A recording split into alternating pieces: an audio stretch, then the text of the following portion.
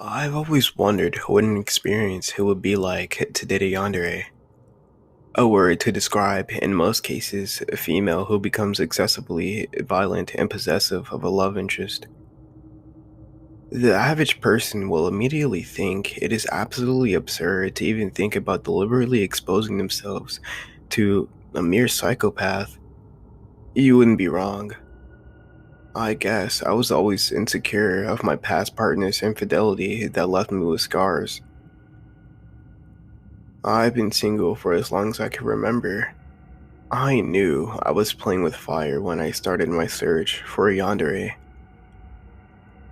It all started when I was walking to my school's library to catch up on some work that was long overdue. In my sleepy days, I pulled open the doors to the quiet abyss of a variety of books. Ensuring my presence was at the least bit noticeable, I tugged on the door softly, but I felt a force in the opposite direction. "Oh, hey, sorry," a girl from my English class murmured. "All good, didn't know you were there." During our brief exchange of apologies, I noticed that she was a bit jumpy and nervous. I brushed it off as her being antsy due to the overload of work we were assigned before the big exam.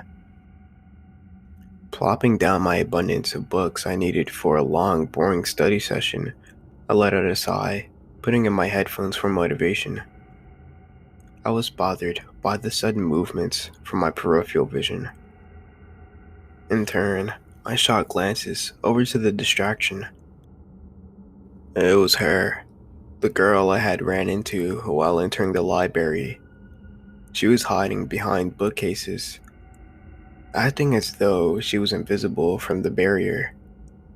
Her piercing hazel eyes scanned me with every detail. I was startled at first, but the feeling of curiosity washed over me as I wanted to know why her fixed gaze was on me. Picking up my books and packing my things, I noticed she had retreated to the maze of bookshelves. I knew what she was doing. This was a game, not making it apparent that I was up for a foolish hunt. I peered into the narrow paths of the tall, dim-lit bookcases. I could see glimpses of her dark red skirt flutter with every step she made. I made sure to stay behind so that I could make this game more intriguing. I got bored quickly and decided to talk to her, but only to my dismay. She was nowhere to be seen. She's quick, or maybe I'm just slow, I said to myself. With the time passing, the next class was peaking at starting time. I rushed through the halls, making it a mission to appear at class on time. Made it. Should have counted that as a record, I said, exaggerating the bullets of sweat traveling down my face. Alright, class, you know what you have to do today. Pair up with your groups and continue your projects. I'll be here if anyone needs assistance. My lazy, yet laid-back teacher exclaimed. Just when I got into the unbreakable work momentum, I noticed a familiar yet distinctive figure around the room. You, I whispered to myself, while verifying that she didn't have this class at this specific time. "Hey Marcus, you good over there, bud?" My friend John asked me. "Oh, yeah, I'm great. Just thinking," I said in return. "Staring at our school's worst delinquent, I see. You know, she pretty much always skips all of her classes, right? I mean, not judging if you're interested in those types." I cut John off. No. Why is she in here?" I exclaimed. "Jeez, dude.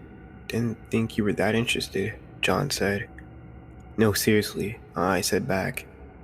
"Well, if you must know, teachers often catch her roaming in the hallways during class.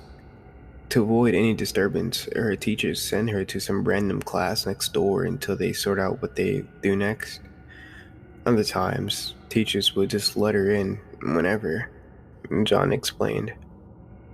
"Why are they so lean with her? Don't they—" I was cut off by Mrs. Valentine. "Just to let you guys know, your grade won't make itself. I advise you to resume working until class is over. Mrs. Valentine said in a sly yet condescending tone. Yeah, whatever, John remarked under his breath. 20 minutes later, the school was relieved by the bell for dismissal. Ready to go home after an uneventful and boring day, I shoved my books in my bag. Slamming my locker door, I was surprised to see Layla on the other side awaiting my reaction. I jumped at the sudden sight of her, but was composed. Layla has been my best friend for years, and over time, I developed a slight crush on her. Hey, Marky, you wanna hit the last party tonight? Layla said. Don't call me that. And no, I have some things to catch up on, I said. Come on, what's a downer attitude? Come on, walk with me, she said. Nothing, sorry. I guess I'm still caught up on the. I was cut off by Layla. That girl that keeps shooting daggers at you? Yeah, she's a real stalker, don't you think? She finished my sentence for me. What? Wait, how did you know? I said. Because I've been watching you guys. You know, she seems into you, she said. Creepy much? And I said, No, I'm kidding. She continued, with a seemingly forced laugh.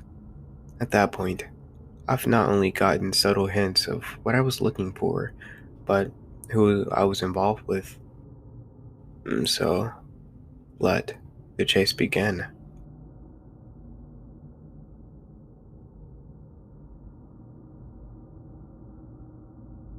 After divorcing my husband, I knew being a single mother would be no easy feat, but I overestimated myself as well. My daughter is my world, but God, she can be a terror. I couldn't handle any more of the Monday, Friday morning tantrums, and I couldn't help but feel guilty when I'd be leaving her at school an hour after dismissal because, well, I couldn't get off of work on time. So when I got the letter in the mail, I had to see if it was something worth trying. I found it in my mailbox on a Friday afternoon on my way home from work. It had already been a bad day, but if my daughter gave me a problem, I would have snapped. Upon opening the mailbox, I noticed an envelope that was addressed to me. The shipping address, a company that I can no longer publicly name due to legal reasons. I tore the letter open as I stepped inside, tossing my keys onto the kitchen counter. Unfolding the letter, I began to read it. Greetings, Skender household. We at Redacted strive to push the boundaries of technology as our society makes way towards a bright future. And families like yours are a priority. I raised a brow as I continued to read. That's why you've been randomly selected to be given the chance to receive an early prototype of Redacted, newest invitation, the Carebot. Carebot is a groundbreaking new technology in robotics, a handy robot that will assist you in all of your needs. I let out a slight scoff as I read, feeling like I was getting scammed, including but not limited to household cleaning, food stocking, and child care. Then, my attention was really grabbed. A robot that could take care of my child for me. I was ready to hand over a suitcase of cash. After skimming through the rest of the letter, I had ended with a phone number to call if I was interested in the offer. Mommy, and my daughter exclaimed as she strutted downstairs. Hi, baby. I gushed as she wrapped her arms around my legs. I smiled weakly as I caressed the top of her head with my thumb. I couldn't help but feel guilty, acting like she was such a burden. But I wanted to be able to admit that it wasn't easy, and I shouldn't have felt so guilty for considering the offer. So while my daughter was playing upstairs, I picked up the phone and dialed the number. I thought to myself, what the heck am I doing? As the phone rang. You reached Redacted. I'm Ramona. How can I help you? Hi, Got a letter in the mail about an offer? About the robot. Oh, our Carebot. Congrats on your selection. Thanks. Are you calling to accept the offer? My lips parted to speak, but my throat knotted, blocking the words. Ma'am, are you there? Yes, sorry. Are you accepting the offer? Yes. Perfect. I'll just be needing to ask you a few questions. About what? Just about your residence. We collect statistics about the kinds of households that receive our products. And if you don't want to participate, you can reject. No, it's fine. Alrighty. How many people currently live in your household? 2. What's your average yearly income? 40,000, I think. Do you own any other household items produced by Redacted? Uh, no, I don't think so. Alright. Her keyboard clicked over the phone. She continued on asking me for my state, address, zip code, etc. We're almost done. All I need is your authentication code. Sorry? It's a series of numbers at the bottom of the letter. I looked at the paper, my eye scanning it. When I spotted the numbers, I recited them to her. Perfect, we're done. So, what now? In the next few weeks, you should receive your Carebot. Make sure to be home at the time of delivery. You'll need to sign for it. Got it. Do you have any other questions? I had a million questions. No, thank you. And of course, thank you for helping Redacted advance into tech-filled future. Have a nice day. Oh, thank you too. I put the phone down and sighed deeply, staring down at the letter. Mommy, I'm hungry, my daughter cried as she waddled into the room. Yeah, baby, I know. Mommy was busy. I kissed the top of her head as I walked over to the fridge, pulling out a package of frozen chicken nuggets. Tossing them into the hot oven, I stood as I drowned in my own thoughts. I thought about what this robot would be like. Would it have a personality? How capable, really, is it? Is it even real? Did I get scammed? So many questions that would be answered until it arrived. 2 weeks later, my doorbell rang.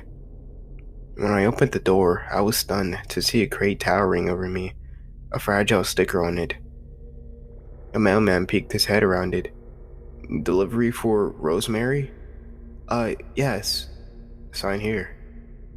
He handed me a pad of paper that I signed like a doctor. Should I leave it here? Actually, you could move it to the garage. He nodded, wheeling it over. Thank you, I waved as he walked off with the dolly. After closing the garage door, I turned to the crate and stared at it. It was so much bigger than me. I wondered if the robot would be that tall.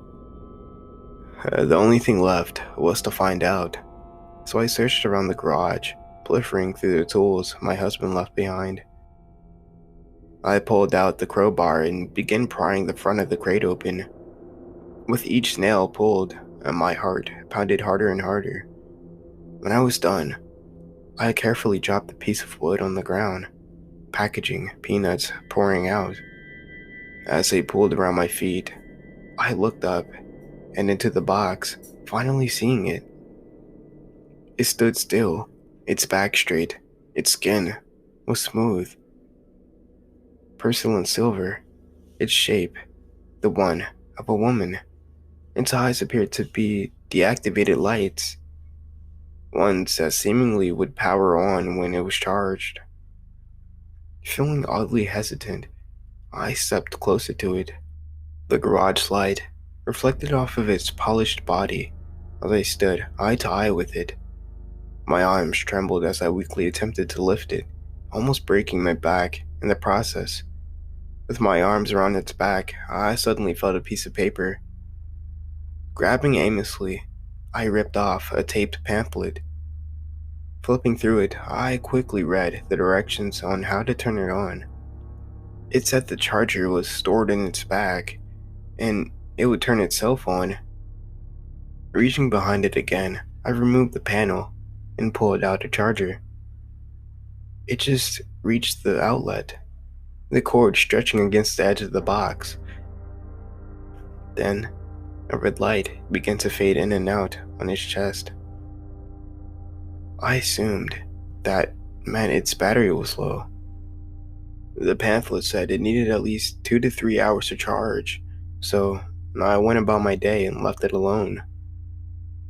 Around dinner time, I was placing a plate in front of my daughter as I noticed her eyes locked on something. Honey, you okay? Who's that? I looked over, holding in a gasp, as I saw it standing in the doorway. Its glowing white eyes turned to us as we stared back at it. Then, it stiffly walked towards us. Hello, I'm Carebot, your personal household assistant. What is your name? It looked at me, waiting for my answer as I stood in silence. Uh, Rosemary. Nice to meet you, Rosemary. Hearing it repeat my name in its monotone voice sent a slight chill down my spine. Oh, what's your name? It turned to my daughter. Sarah, she said with a smile. Hello, Sarah. Nice to meet you. Nice to meet you too. I smiled weakly as I saw her bond with it. Do you have a name? She asked. I do not. Would you like to give me one? She turned to me, waiting for me to provide one. You can name it Kitty, she exclaimed. What a great name. I am now Kitty. I chuckled as I watched her talk to it. I assumed it would terrify her. Would you like to sit? I awkwardly offered. If you would like me to. I realized that it had no self-desires, so I'd have to order it to. Sit with me, Kitty. Okay, Sarah. It walked over to the seat, and motors audible as it sat. What are you eating? It tilted its head. Chicken nuggets. They are my favorite. Chicken nuggets. Sarah's favorite food. While it kept her busy, I decided to get some errands done around the house. When she was done eating, I walked back into the kitchen. As my hand reached for the plate, its hand was suddenly on it first. I have it covered, I said, lifting the crumb-covered plate. Oh, thank you. It stiffly made its way toward the sink, and even managed to turn on the water on its own. It wasn't a flawless invention, but for an early prototype, it was impressive. As it scribbled on the dish, I realized how much time I had on my hands.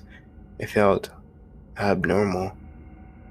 With my newfound time, I spent the day leisuring as Kitty cleaned up downstairs. A few hours later, it was Sarah's bedtime. Sarah, honey, bedtime. Put your toys away. As I stepped inside her room, I slightly jolted as I saw her kneeled on the ground, Kitty next to her. I still wasn't used to seeing it.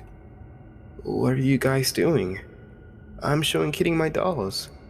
Oh, really? What do you think, Kitty? Children's entertainment is very interesting. Glad you think so. Alright, time for bed. Chop chop.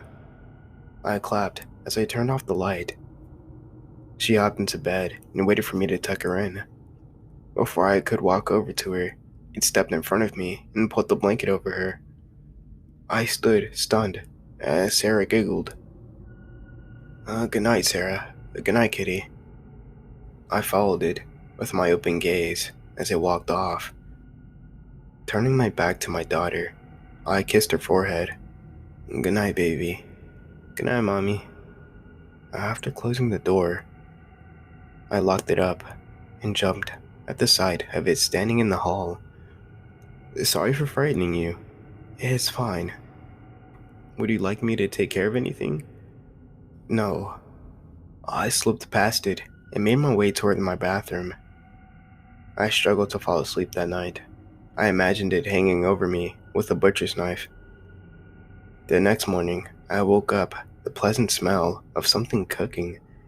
It smelled like waffles or pancakes. My curiosity piqued. I walked downstairs as the smell grew stronger. As I peeked inside the kitchen, I saw Kitty flipping pancakes at the stove and Sarah at the table. "Good morning," I said as I stepped inside. "Good morning, Rosemary." It turned to me, still flipping the pancakes. She ran over to hug me, but my eyes were locked on it. "Is Kitty making you breakfast?" "She's making me pancakes." Chocolate chip pancakes, to be exact. That's nice. And the fact that she called it she weirdly unnerved me. I guess it does look like a woman, but it's not. I slowly sat down as I watched it sprinkle chocolate chips into the pan, the smell of melted chocolate filling the room. When they were finished, it flipped them over on the plate and walked over to her. "Thank you, Kitty." "You're welcome."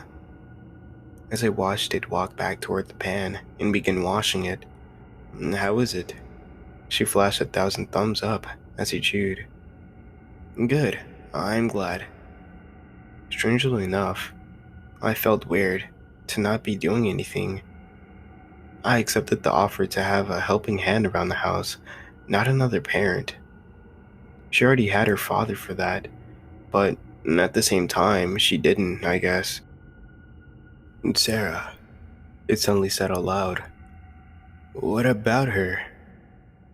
Are you her biological mother?" I nodded. "What was that like? I'm curious to learn about the human experience."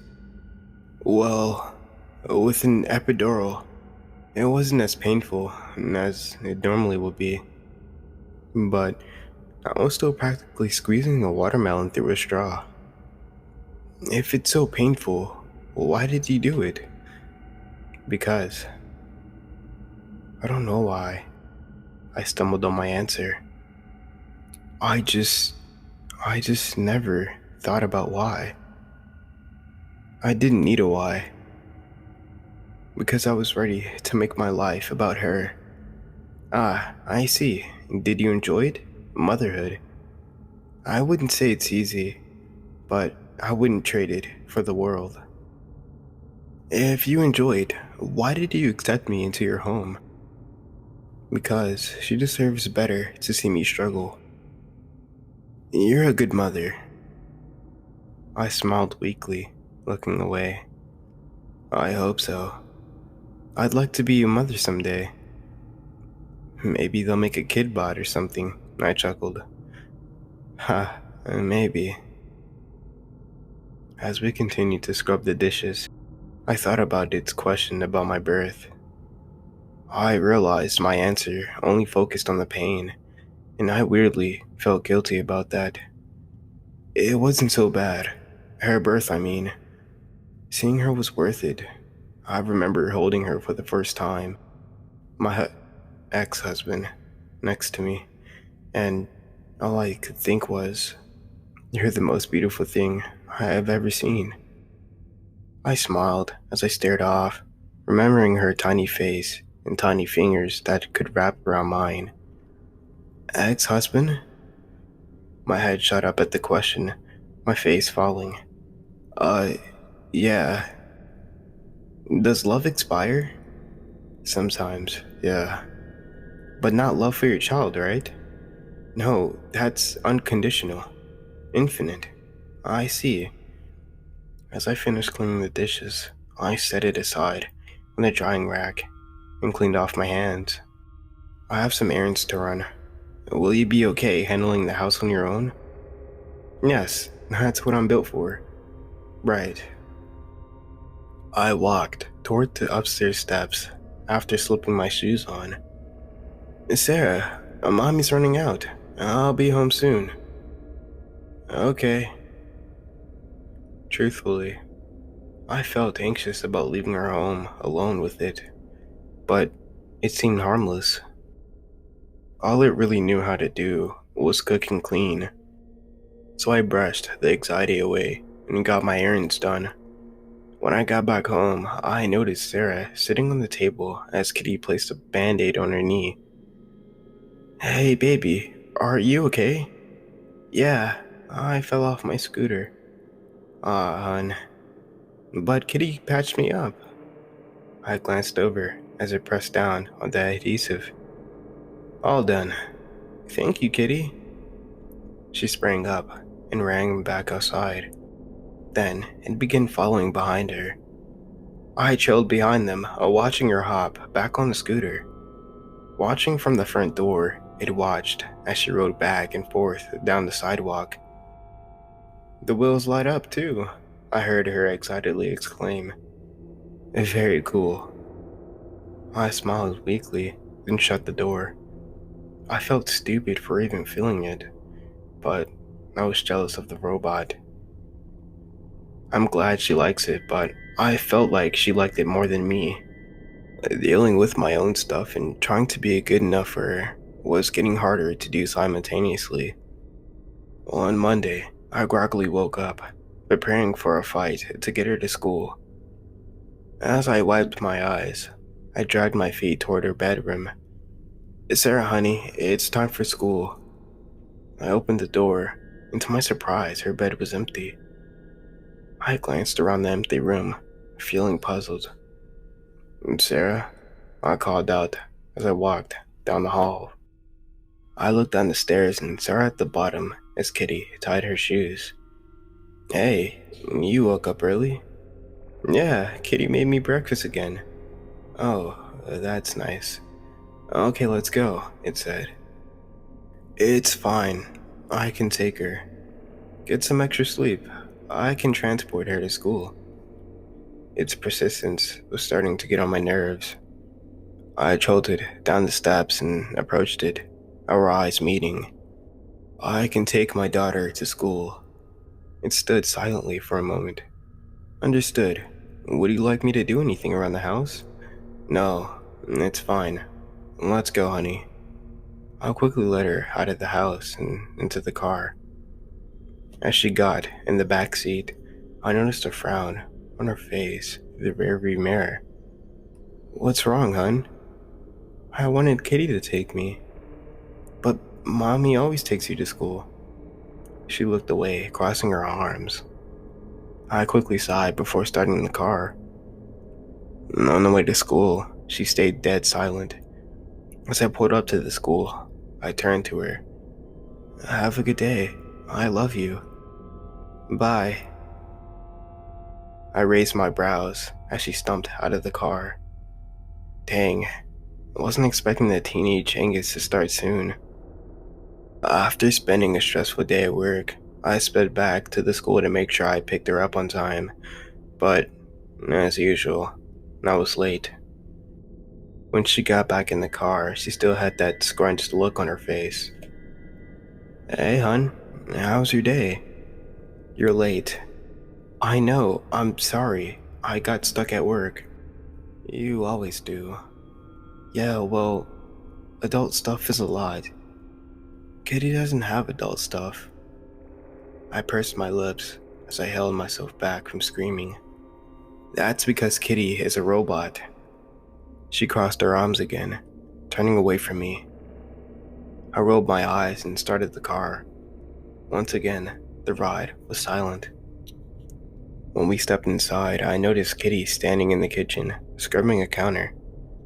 She turned to us, walking over. Hello, welcome home.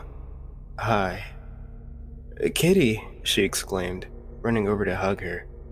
How was your day at school? Good. I'm glad. Alright, honey, go do some homework. I patted her backpack as she ran upstairs. As I set my keys down, it turned to me. Rosemary, I was meaning to inform you that I disposed of your wedding ring. For a moment, I couldn't tell if I had processed the words correctly. I slowly turned to it, my brows frowned. I'm sorry, what? I disposed of your wedding ring. I figured it wouldn't be of any use anymore and it was cluttering the household. My eyes were wide and my jaw dropped. What? Why? I said don't do anything while I was gone. I'm a household robot, and it's my job. Yeah, well, it's your job to cook and clean, not throw away my personal belongings. That was my wedding ring. But you said the love expired, right? I scoffed as I looked away, holding back tears. It's a lot more complicated than that. What is complicated about it?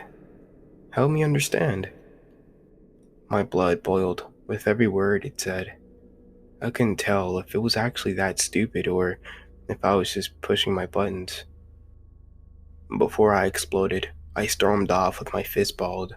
I slammed the door behind me and pressed my back against it, taking in slow breaths.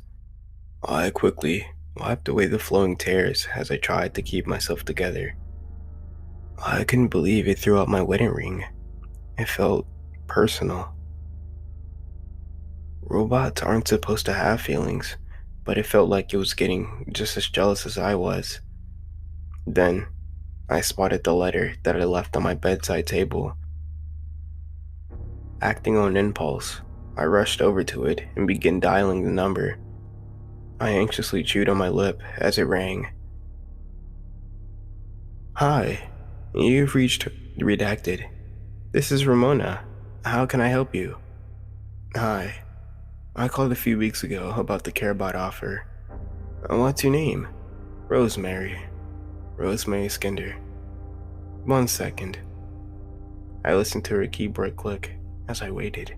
Ah, yes, found you.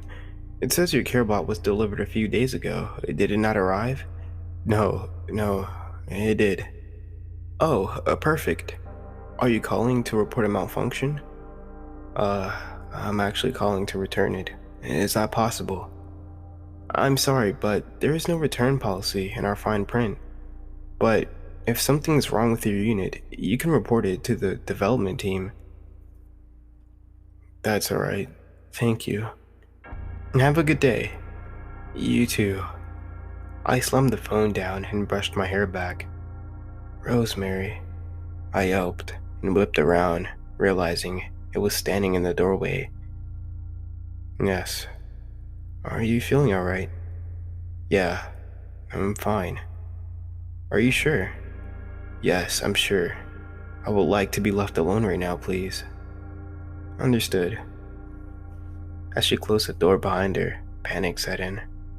If she heard that conversation, I was doomed. That night, I could barely sleep, and when I did, I kept one eye open. Then, the next morning, as I was getting Sarah ready for school, the doorbell rang. Could you finish tying her shoes? I hesitantly asked Kitty. Yes, of course. When I opened the door, there was a man on my front porch. Hi, what can I help you with? Hi, I'm with Child Protective Services. I received an anonymous report about child negligence. Can I ask you a few questions? My soul slipped out of my body as he spoke. My vocal cords nodded. Uh, yes, come in. My heart pounded against my chest as he stepped inside, scanning my house with a sharp gaze. I was just taking her to school. He turned to Kitty, tilting his head. This a Carebot? Yeah, I just got it.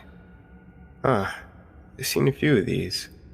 Hello, it suddenly greeted. He chuckled, with a smirk, then turned to Sarah. He crouched down to reach her level, smiling softly. Hi, sweetie. Hi. Can I ask you a few questions? It won't take long. I'll be late for school. Don't worry, I'll be your excuse. Okay. He stood up and turned to me. I'm gonna take her to another room for some questions. Is that alright? Yeah, that's fine. Alright, let's go. He led her into the kitchen, shutting the door behind him. I dropped my head into my hands, a migraine forming. Who the heck would have reported me? Then it hit me how stupid of a question that was. I slowly turned to Kitty, who stood aimlessly. I was ready to rip its eyes apart and have its head on a stick. I paced back and forth about what questions he'd be asking her and what her answers would be. This month has been so stressful. I never wanted her to feel neglected. Then, my head whipped around the door as it opened. She rang back to me, wrapping her arms around my legs. Hi, baby. Alright, now may I speak to you? I looked up, thinking he was speaking to me, until I realized he had turned to Kitty. You're going to question it. You'd be surprised how many times the Carebot has been the one to crack a case. They've recorded information. Wow. Okay. I crossed my arms, holding my body back from trembling. Come with me. I watched as they walked into the kitchen, praying he wouldn't believe any of the crap that she was going to spew. After a few agonizing minutes, they walked back out. I glared at it as it stood. Now you. I sighed deeply and followed him into the kitchen. My heart was pumping at lightning speed as I sat down. He sat across from me, a notepad in hand. Axe away. So, I'll start off with your daughter. She described no experience of negligence or abuse. I internally sighed deeply. But she mentioned how much this past month has been for you. She said she often found you in distress or in a bad mood. She cited your divorce as a reason. I swallowed roughly as I turned away. It's been a rough month, that's all. When did you and your ex-husband divorce? We, actually haven't signed the papers yet. Sometime soon, though. I crossed my arms as he jotted down on the notepad. Was it an abusive relationship? Did he ever hurt you or your daughter? No, it just wasn't working anymore. Alright, so I also interviewed your Carebot. Kitty, was it? I nodded. Does mental illness run in your family? Excuse me? My brows furrowed. Kitty detailed the conversation where you confided in her with the information that you feel you are going insane, and that being a single mother is too much for you. Have any family members of yours experienced things such as depression, anxiety, bipolar disorder? No, you've got it all wrong. It was just a joke. It didn't understand what I meant. Alright, calm down. You're saying she misinterpreted it? Yes. Okay. I looked away, trying to stop myself from hyperventilating. I worried if he wasn't believing me. She also detailed an afternoon where Sarah was injured and you weren't home to be around. She explained that her prototype version wasn't programmed for medical care, so she had to do the best she could. My jaw dropped. My jaw continued to drop as my eyes widened. It painted me as such a villain. Stop saying she. It's not a freaking robot, I exploded. Mr. Skender, do you need a minute? My jaw trembled as my eyes darted around. I was borderline spiraling. I'm fine. I apologize. That's alright. I know how stressful this can be. I just want to get to the bottom of this. I took a deep breath and composed myself. That did happen, but not the way it's saying. She scraped her knee while riding her scooter. It happens. Kids scrape their knee.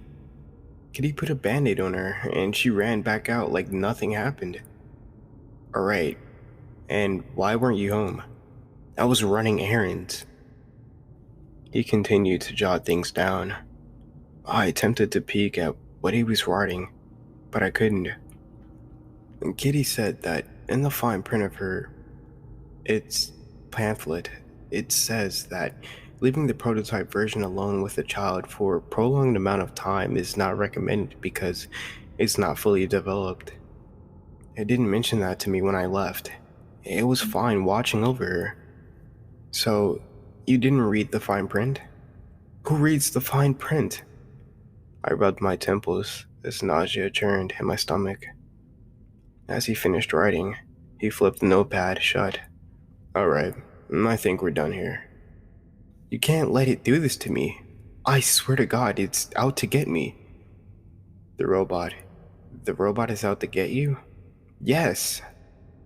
As the words left my mouth, I realized how crazy I sounded. And that definitely didn't help my case. Look, to me, you just seem like a stressed mom. But I'm going to have to schedule a follow-up check. What? Why? It's just protocol, ma'am. If you're not guilty of anything, it won't be a problem. I understand. Thank you for your cooperation. I followed him back out, noticing Kitty and Sarah sitting on the steps. Hope I didn't take too much of your time. Have a good day. He waved to everybody. I shut the door behind him and leaned against it with my arms crossed. I stared down at my feet as I felt my world crashing down. I already lost my husband. If I lost her too, I didn't know what I'd do. Can I go to school now? Breaking out of my train of thought, I looked up at her. Yeah, come on.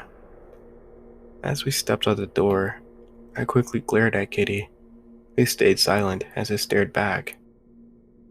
After dropping her off at school, I paused for a moment, keeping my car parked. I took a deep breath as my grip on the steering wheel tightened. I was feeling so much at once, but one thing I knew for sure, it needed to go. So as I drove home, I attempted to devise a plan. As intelligent as it was still a robot. It's slow and defenseless. It'd be easy to take out. I then decided the time to do it was now while Sarah was still in school.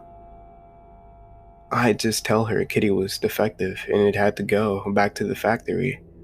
She'd shed a few tears, but would forget quickly. If I got her something else to focus on, like a pet. As I pulled into the driveway, I raised my chin and prepared my act. Upon stepping inside, I heard the sink running. With its attention held, I quickly made my way toward the garage. Rosemary, are you home? I froze where I stood, wincing my face as she spoke. Yeah, 1 second. I continued into the garage, my eye starting around. Then the crowbar that I used to take apart the crate caught my eye, and suddenly, a light bulb lit up above my head.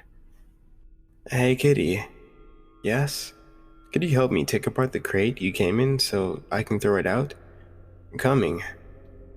I lifted the crowbar as I waited for it to walk in. I smiled at it as it stepped through the door. How can I help? I chewed inside of my cheek for a moment. Start by picking up those packing peanuts. Will do. I kept my eye on it as it walked over, slowly kneeling down. One by one, it picked up the packing peanuts, leaving itself vulnerable. Slowly creeping up behind it, I lifted the crowbar. I pursed my lips, tightening my grip, and swung down on its head.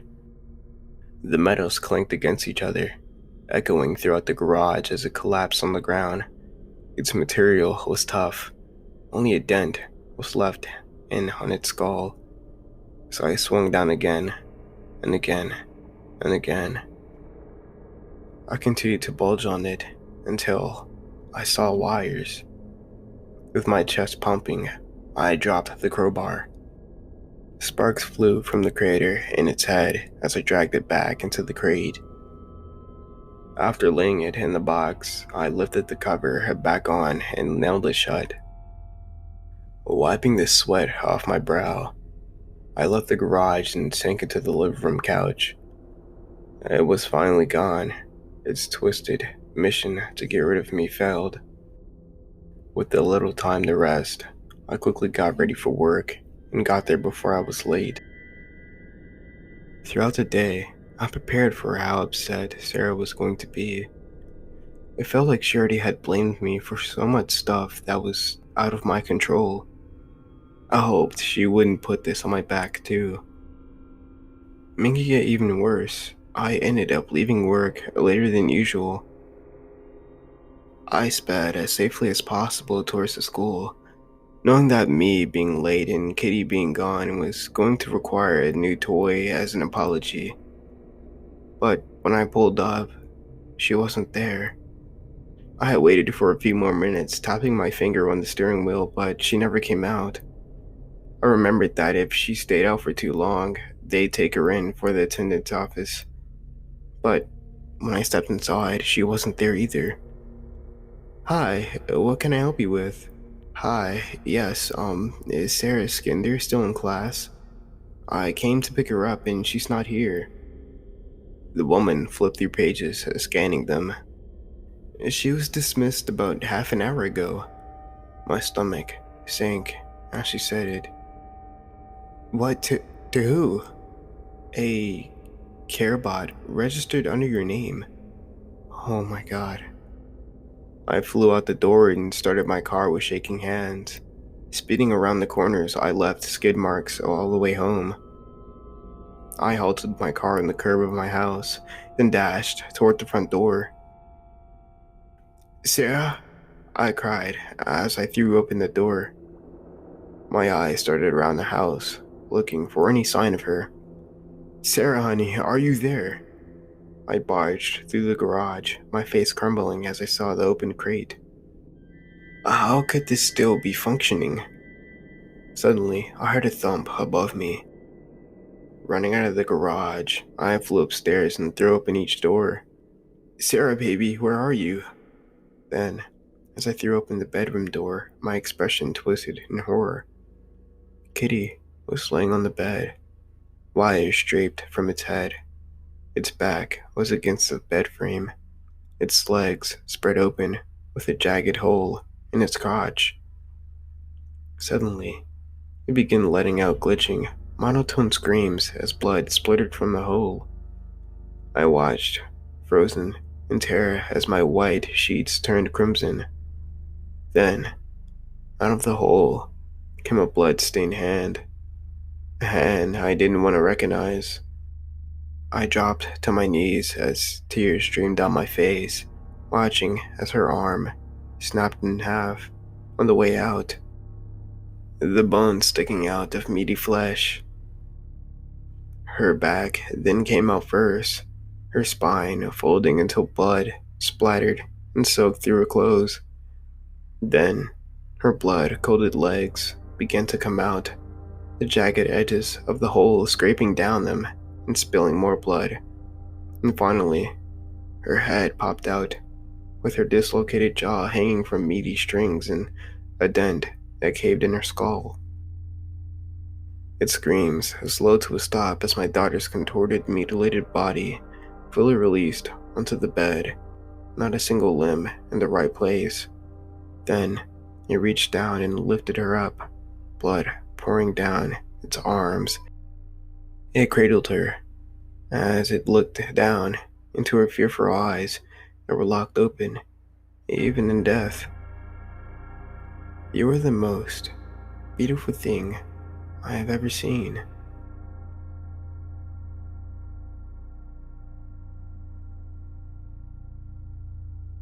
I've come to learn that there are certain feelings that come along with purchasing a new house. These feelings can include extreme happiness, giddiness, and excitement as a new homeowner starts to think of all the things that can be done with the home. Perhaps they will think of raising a family or thinking about a prospect, about being able to have more people over the host's parties, or even just enjoying luxurious space that they can now call a home. They might even feel a bit of pride as becoming a homeowner is immediately an accomplishment and a milestone that people yearn to achieve. As a freshman in college and looking at the new house in front of me, I thought none of these things. I cannot exactly think of a word to describe the feeling that looking at the new house gave me, except perhaps disorienting. It looked fairly similar to those around it, small, modest, maybe a bit run down. However, it wasn't any of these things that made me feel disoriented. No, it was the fact that the house seemed to have a personality. It had qualities that I couldn't quite explain. Nevertheless, a new house was a house, and it was all I could afford. It had actually been my grandfather's, which he left me to when he passed away a few years back.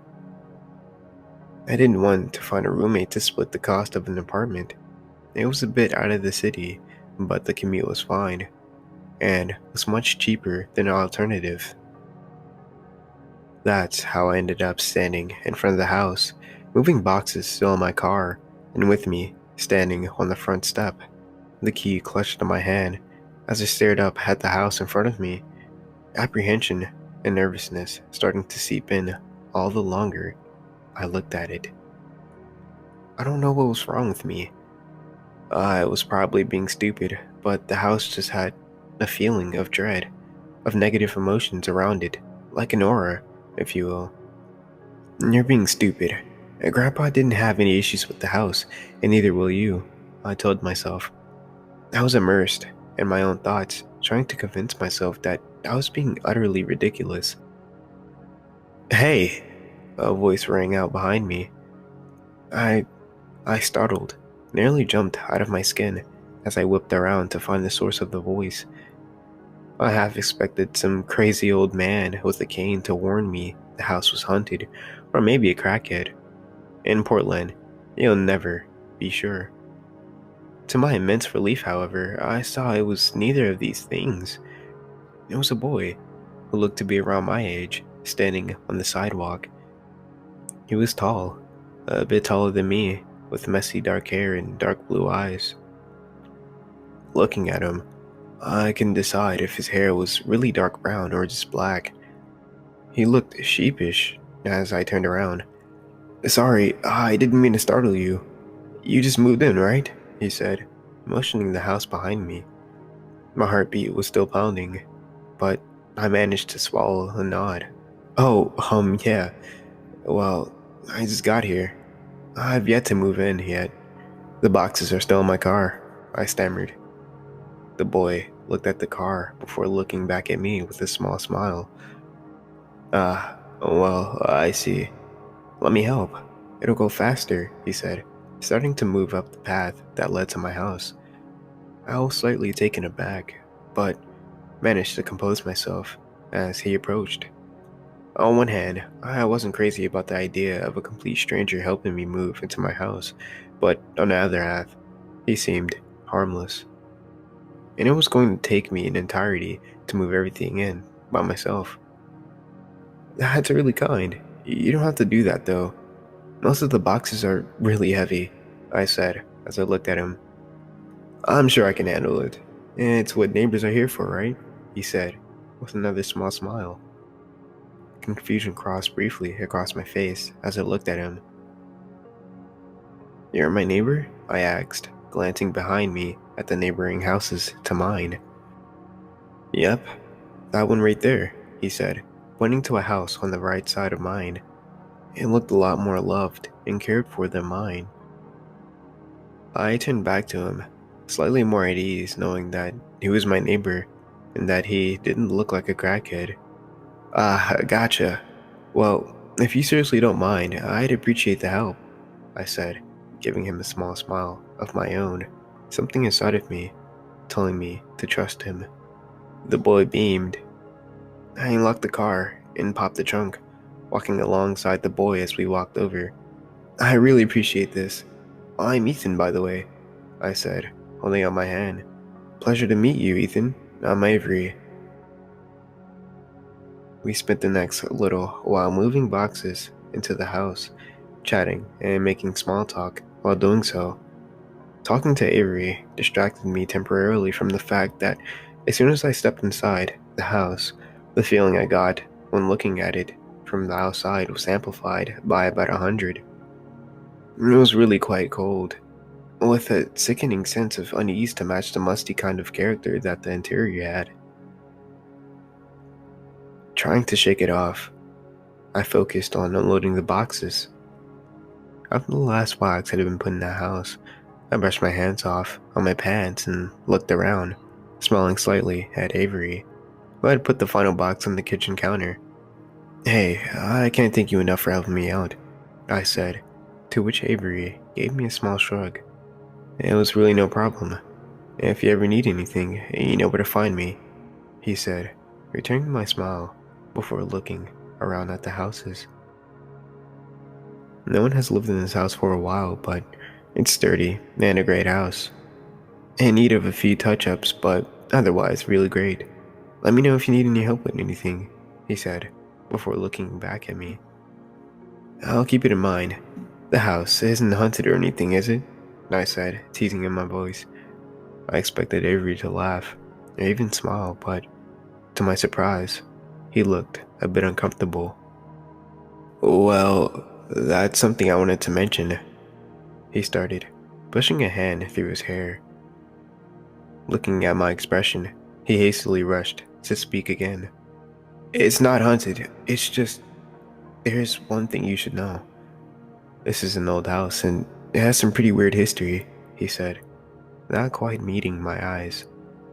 "At night, you might find a yellow door in different spots of the house. You can't open it under any circumstances. Don't touch it. Don't interact with it. I can't tell you why, but please trust me that it's in your best interest," Avery said, finally looking up at me. Maybe he was a crackhead after all.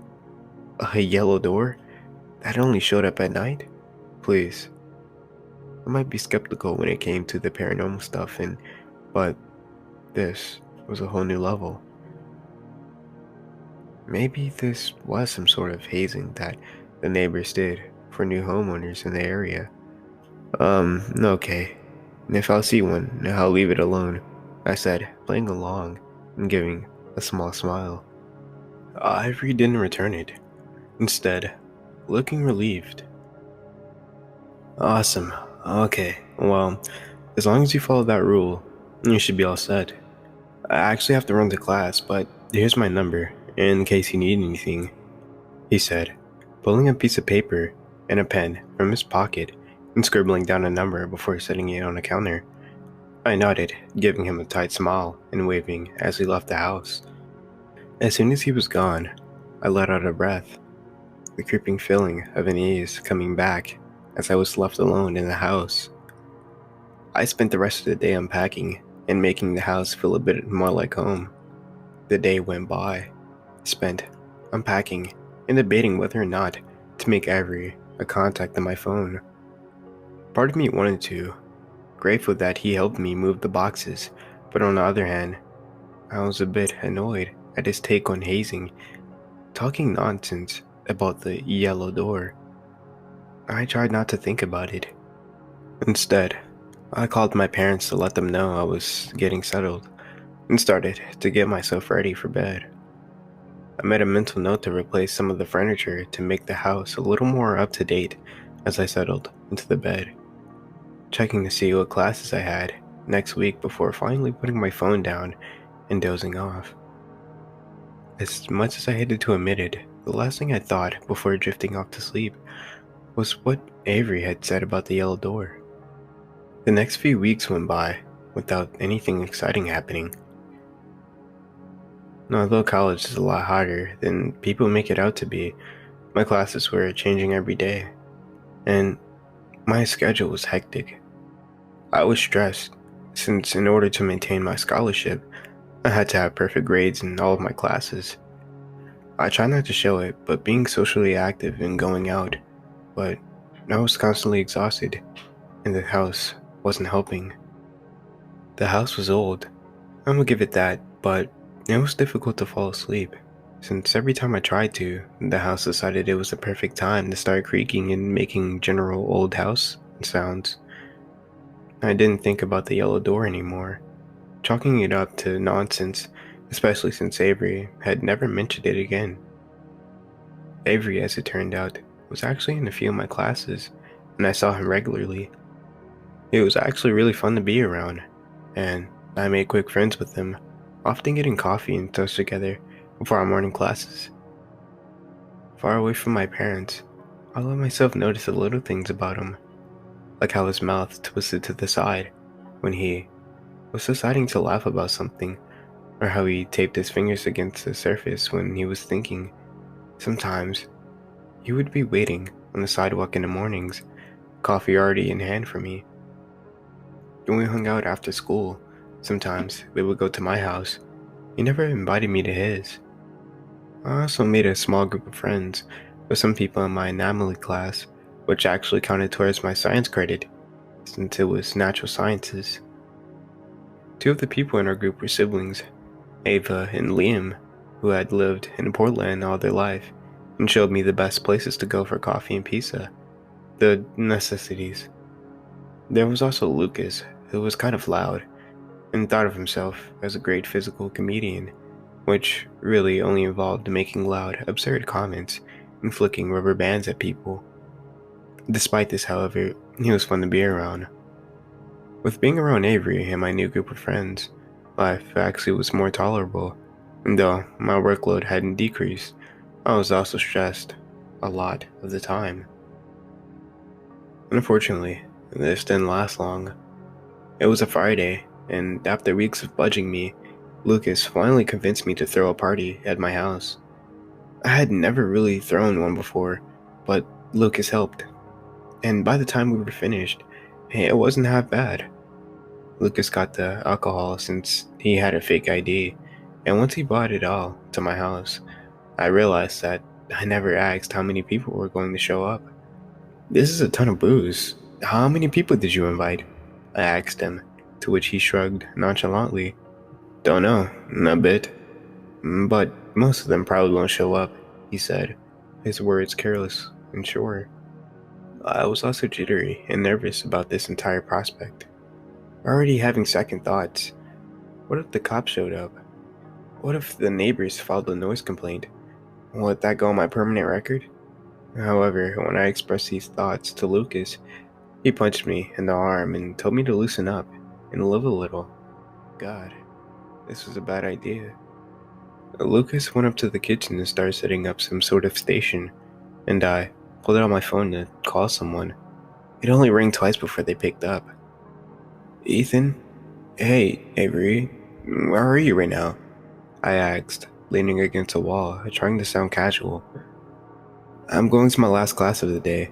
What do you need?" he replied, and I looked around the corner to make sure Lucas was still in the kitchen. "Oh, I don't need anything. I was just calling to ask you a question. I was going to text, but then I decided I will call, since that would be better. And so that brings us to now," I said, cutting myself off in the middle of my ramble. God, what was wrong with me? "Yeah, gotcha. What was that question?" Avery replied, and I could hear the smile in his voice. I tried clearing my throat. "Well, I'm sort of throwing a party tonight, and I was wondering if you wanted to come.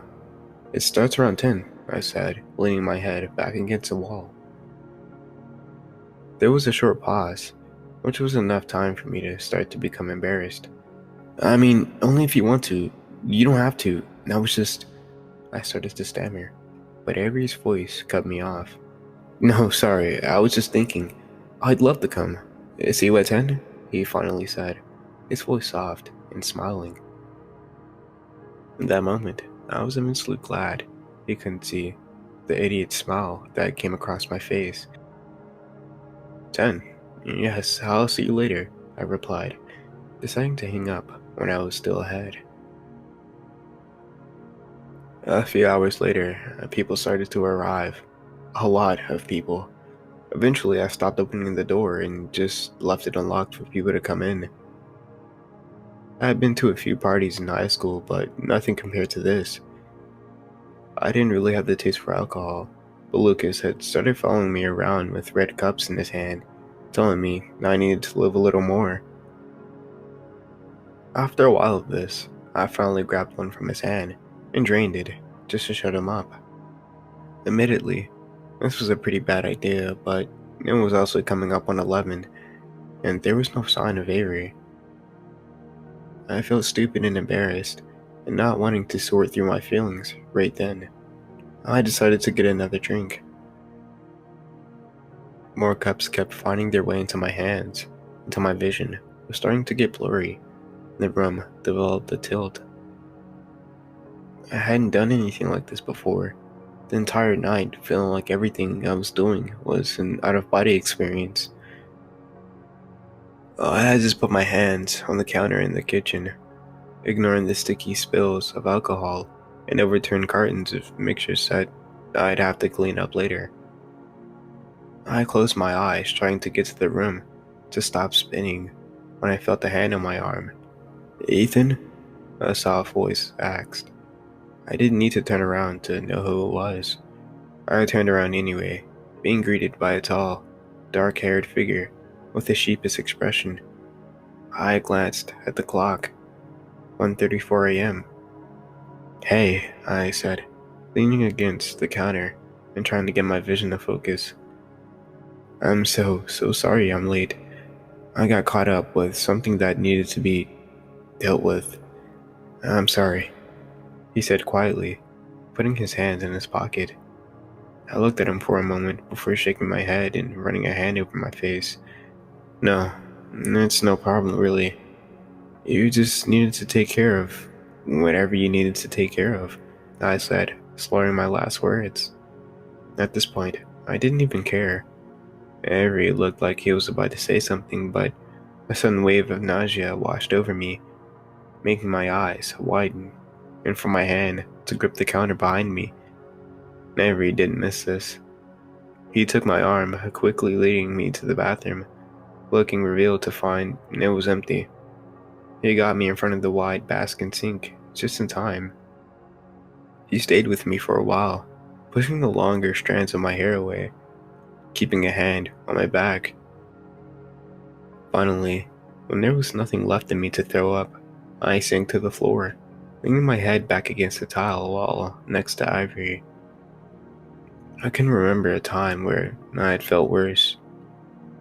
"You don't have to stay," I mumbled, pushing a shaking hand through my hair. My entire body was shaking, a mixture of just having to throw up and what felt like my entire body contents, in a rush of emotions that I had been ignoring all night. "I know," Ivory said softly. Without another word, he moved closer, putting an arm around me and pulling me against his chest. I didn't move away. I was mad at Avery for making me feel like a little kid with an elementary school crush. I wanted to be mad, to let myself stay mad, but the longer we sat like that together, the longer I knew I couldn't. I wanted him close. I wanted to keep feeling the comfort and protection that being around him made me feel. "Avery?" I said, my voice cracking slightly. "Yeah," he replied, matching the soft tone that I had. "Please don't go," I said softly. I didn't say anything else, because I didn't need to. The way that his arm tightened around me, the way he moved closer so that we were flush against each other, was the only answer. I needed to know that he understood. We sat like that for a while, until the room stopped spinning and I finally started to feel more like myself, until I started to become more aware of my surroundings, aware of Avery's arm around me, aware of the ticking clock above the door, aware of the kneading rush of exhaustion slowly creeping up on me. Sitting there against Avery, I let my eyes close. I let my body relax against his. I was tired of being the one who felt all these conflicting emotions, tired of being the one to prove himself to others. I was just tired in general. Eventually, I couldn't keep myself awake. At 3:34 a.m., ever since I was a little kid, I always remembered falling asleep, even on weird places like airplanes. As the noise startled me out of sleep, I realized that this was the first time I hadn't. It took my brain a moment to register where I was. Sitting up, I realized that I was in my room, which meant someone had taken me there. Normally, I would have been freaking out, but I was oddly calm as my brain tried to walk through the most likely situation. I probably fell asleep on Avery downstairs, and he just brought me up here and made sure everyone was cleared out of the house. Sitting up, my mind still felt hazy, and I at the beginning of a headache, but other than that, I was fine. I glanced at the clock, 3:34 a.m. It was then when I heard the breathing. I didn't have any pets, and it wasn't my breathing. Someone was in my room. My heart started to pick up speed as I sat up a little straighter and looked around, careful to not make any noise. There was a figure lying down beside my bed on the floor, a tall figure with dark hair. I let out a sigh of relief. It was just Avery. My mind worked for a second to think of why he was still here when it hit me.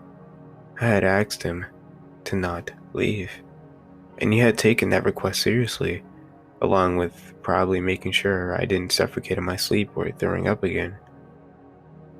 He was asleep, with his arm under his head, serving as a pillow. I smiled at him, appreciation and admiration surging through me. I briefly wondered what woke me up, but that thought moved away from my mind as I realized suddenly that I was really quite thirsty, my throat feeling rough and dry. I silently moved out of bed so as not to disturb Ivory, still feeling slightly sick as I made my way onto the hallway. I just turned around the corner downstairs when a violent bang came from the other end of the hallway, making me jump and turn. My breath seemed to catch in my throat when my eyes landed on the source of the noise. It was a yellow door. My heart hammered in my chest as my eyes were glued to it. And maybe I'm still drunk. Maybe it's a hallucination, I told myself. My feet started to move me towards it without thinking. As I got closer, I could see that it had originally been a bright red color, but looked like someone had painted all over it, messily, with a vibrant yellow paint. All of a sudden, the house felt very cold, very quiet, as if someone had sucked the life out of it. The stillness was disorienting. How could I have never seen this door? That was the only explanation. I must have missed it. I didn't hang around much. Maybe it was Ivory's idea of a prank, a joke. Catching me off guard when he had warned me about it when we first met.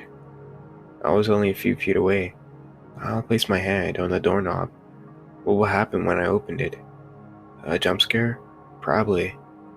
Just get the joke over with, I told myself. I twisted the doorknob and pushed the door open, braced myself from some kind of practical scare. None came. Instead, on the other side of the door was a room.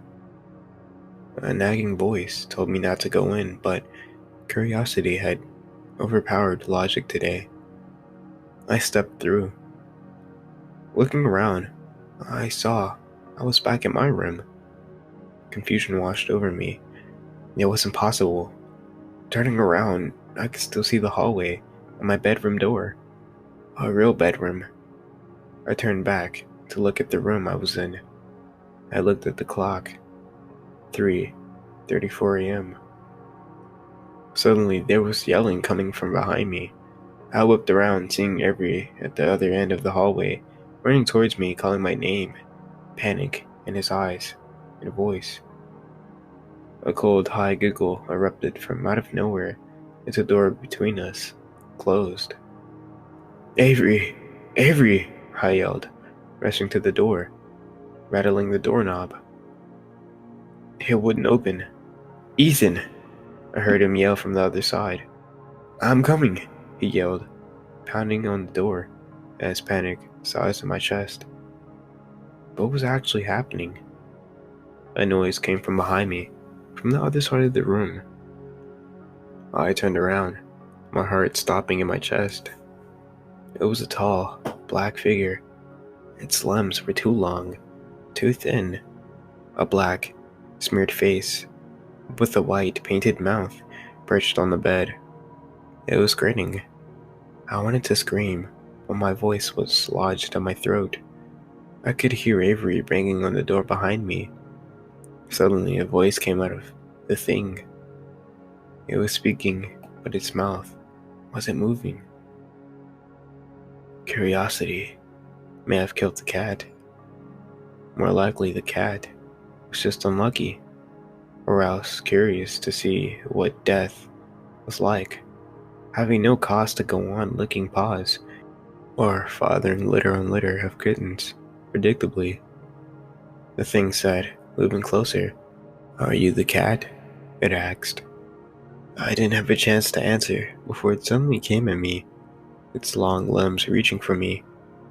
Its long, black hand grabbed my ankle, pulling me down.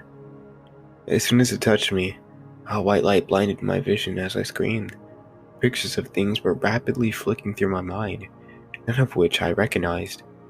A baseball field, a glass window, a blonde, a brunette, a river, a store. Picture after picture flipped through my mind as I feel the thing dragging me closer, its jaw becoming unhinged, opening wider and wider, too wide to be natural. Behind me, I heard a door finally slam open, like someone had broken it, but I hardly noticed. Yells, followed by a horrible screeching noise, filled the room as I felt hands on me, dragging me away. Gentle hands, human hands. The pictures finally stopped, as black started to fill my vision, and for the second time that night, I let myself fade out of consciousness. Avery and I don't talk much about what happened 5 years ago. We live in an apartment together, downtown, far away from my grandfather's house. Although the house was only half of the problem, I asked Avery many questions, most of which he tried to answer, but many others were left to my imagination. Sometimes I have nightmares about that Friday night, but Avery's always there to wake me up, to remind me that I'm safe, that I'm okay. Sometimes, late at night, when I went to go get water or the bathroom, I see the yellow door. I never go near it, instead retreating back to my room where I could be next to Avery, where I could wait it out until morning. After all, I didn't want to be the cat. Ethan, Theodore, Aiden.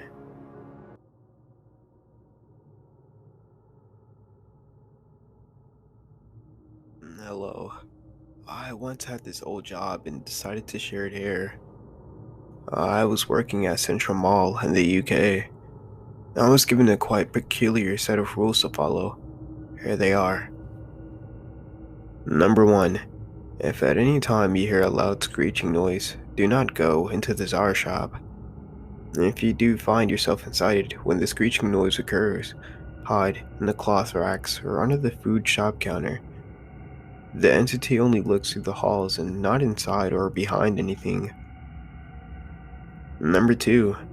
If all the lights randomly start flickering, run into the security room and check the breaker. If any entity is inside the breaker box, exterminate it using the knife you were given. If there is no entity, radio in to command. Number 3. If you hear a knocking noise while inside the security room, turn off the lights, lock the door, and hide under the desk. When the knocking stops, the entity has lost interest. Number 4. If you see any entity that looks like a child, do not look at it directly. Do not acknowledge it. If the child screams, then it knows you have noticed it. Number 5. At 12 a.m., if you hear rumbling from the floor, go into the security room and check the cameras for the underground parking garage. If you see anything, turn off the camera and close off the area of the parking with the panel. Number 6. If the reception computer screen is white, and pull the power cord out of the socket and put it back after 3 seconds. And if it's yellow, you are in imminent danger. Hide in either Zara or G-Star Raw. If the light flashes green and white 3 times, you are safe. Number 7. If for any reason you need to leave the mall, whether that's feeling unwell, radio to command by repeating code uniform. Look at the camera feed and wait for a car with flashing lights. Go out of the doors and get in. It will take you to the security HQ, and from there you can go home. Number 8. If the elevator into the Burberry store randomly starts to move on its own, run into the security room and watch the camera feed. Wait until the elevator starts moving again and shut off the power to it. This will trap the entity that causes the knocking on the door to be trapped for the rest of the night. If you take no action, nothing detrimental will happen to you, but it makes possible for the knocking to occur. Number 9. If any of the rules above are broken, you can choose to either try and run from the entity, kill it, let it kill you, or take the suicide pill. We will collect your body in the morning if the entity wins. If you survive, radio into command with the code echo, over and over again. When you see flashing lights outside, run out of the door and into the car/van that meets you outside. You will be escorted into the security HQ, and from there you can go home. You will receive coupons to free therapy sessions to deal with the trauma you will most likely encounter. I was slightly superstitious, but not too much.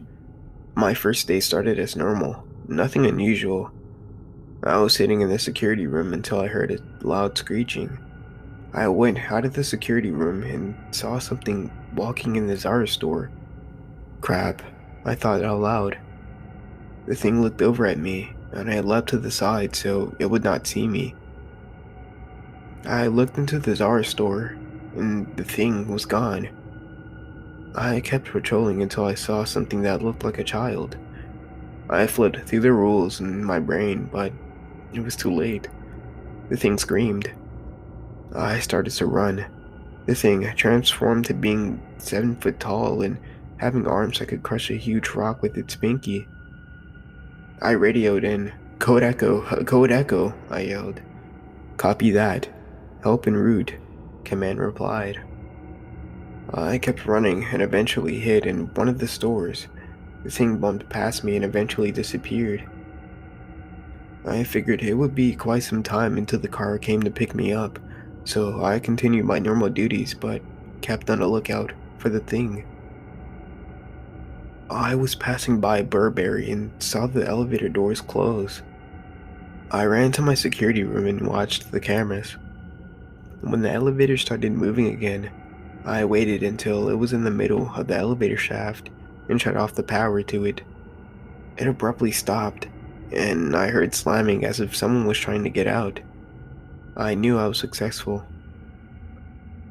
I was chilling in the security room until I saw flashing lights outside. I knew the car was here. I ran outside into the car. So, what you got? He asked. The child-looking thing, I replied. It was really scary. It turned into a 7-foot monster. You know, I was a security guard as well. Really? Why did you choose the job? I thought the same as you. The pay. Yep, the same as me. That was interesting, I thought. Alright, well here, the driver said. I got out and thanked him. I went inside and clocked out. I got out the car to get home. I drove, and at one point the street lights started flickering. What? I thought out loud. When I finally got home, I was beat. I just wanted to get home and sleep. I turned the key, and when I entered and flipped the light switch, the lights flickered. I went to my breaker and checked if everything was in order. I went and opened it. Something was inside. Out of shock, I fell backwards and the thing leaped out at me. I managed to dodge it by a little bit. I took the chance and stood up and ran. I got into my car and drove far away. I had to find a hotel close to the mall because it's the only job that had decent pay and would accept my level of experience. The next night, when I came back, something was different. It was more eerie. When I was patrolling, I had a strong feeling of something following me, but when I turned back, nothing was there.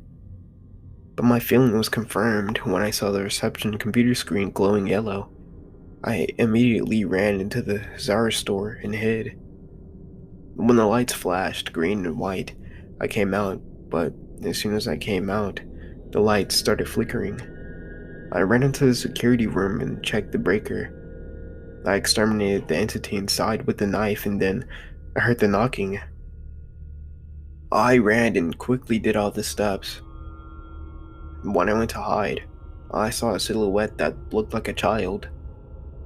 I instantly looked away from there. Then I heard the rumbling. I listened for the knocking. It was gone. I stood up, avoiding to look in the direction of the silhouette. I checked the cameras and closed off that area. As I patrolled normally, it was time for my shift to end. Guard number 1352. The car's outside for you to be picked up to clock out. Yes, I thought out loud. I got in the car and got taken back to the security HQ. I got in my car and went to my hotel and went inside my room. I resoundingly flopped over on the bed and slept soundly.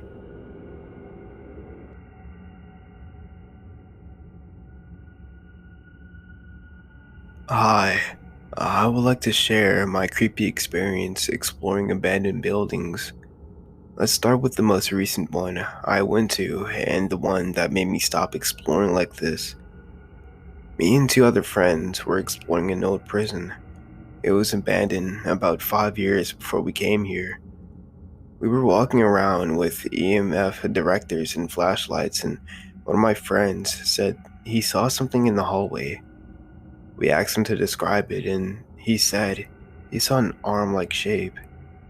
And then we heard a very loud screech, and something started running towards us. Our EMF detectors were going crazy, jumping to red. We all started sprinting away from there as fast as we could. All of our flashlights failed, and the only way we could see was with our eyes adjusting to the dark and our proprioception. We kept running until we heard a loud clang and yell. "What was that?" yelled one of my friends. "Ah, go!" yelled one of my other friends. We kept running and kept looking for the exit. We heard screaming from behind us, and although we were scared, we kept running. We eventually found a broken window. We could see now from the sunlight. We climbed out. I felt a sharp pain in my back, but I didn't pay attention. I didn't want to die. When we ran out, we saw another person running. We recognized him instantly. It was our friend. He had a giant bruise on his forehead, but otherwise he was fine. "Hey bro," I shouted. He started running towards us until when he got close to us, there was something off about him. He was not out of breath at all. He's not an athletic person. He'll break a sweat after a long walk. But there was nothing on his face. He wasn't breathing heavily. And then he started to run behind us, not next to us. He reached out his hand to try and grab us. "He's possessed," I yelled. We eventually found a turn and quickly turned around. The friend that was chasing us slipped on the grass and we got to pin him down. "Oh, I have an idea," my friend said. And then he punched him in the head. "Oh, what happened?" "Yes, he's back," my friend and I cheered in unison. We then proceeded to explain the situation to him and how he got caught by the weird thing inside of the prison. "Oh, I remember now," he said. "We were running, and then I bumped my head, and then I felt something grab me and bite me on the back, and then I think I passed out." "Oh, so that's what happened. That thing got you and transformed you into its slave?" "Yeah, I think that's what happened. Anyway, what do we do now?" "What do you mean?" "I mean that we're stuck here with something trying to make us its slaves. We have no service." Ah, that's the end of that story. Even though my friend got back to being normal, I still decided to stop exploring in such a way. Okay, guys, I appreciate you for listening to these stories. I hope you guys like this and will continue to strive for more. Well, quick note before I end this off. I just want to say thank you to everyone who contributed in this video, such as the Redditors down below in the description. Also, if this doesn't end up being an hour long, eventually I will post a video or an hour long compilation of scary stories for you to listen to. Now, as always, I'll see you guys in the next story. So, don't forget to sit back, relax, and listen.